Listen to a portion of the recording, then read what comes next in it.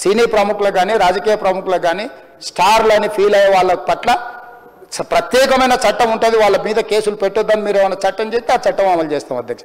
ఈ రోజున్న డాక్టర్ బాబాసాహెబ్ అంబేద్కర్ ఇచ్చిన చట్టం ప్రకారము దీనికి కారణమైన వాళ్ళను ప్రత్యక్షంగా పరోక్షంగా కారణమైన వాళ్ళందరి మీద కేసులు కట్టి పోలీసులు విచారణ చేయాల్సిందే, బాధితులను శిక్షించాల్సిందే అధ్యక్ష.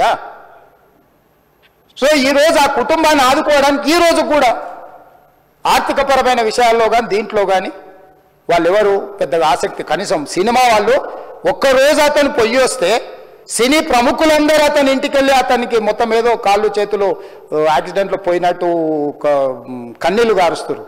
ఈ సినీ ప్రముఖులు ఒక్కరైనా హాస్పిటల్కి పోయినరా అధ్యక్ష? నేను సూటిగా తమ ద్వారా సినీ ప్రముఖులను నేను అడుగుతున్నా అధ్యక్ష.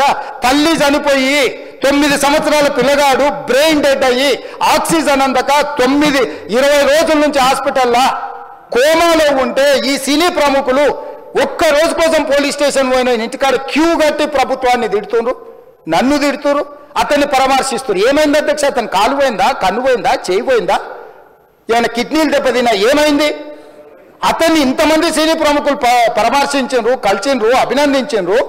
కానీ ఆ పిల్లగాన్ని కనీసమన్నా పరామర్శించడానికి సినీ ప్రముఖులు ముందుకు రాలేదంటే సినిమా ఇండస్ట్రీలో ఉన్న ప్రముఖులు ఏం ఆలోచన చేస్తుండ్రో, ఏం కోరుకుంటుండ్రో నాకైతే తెలియదు.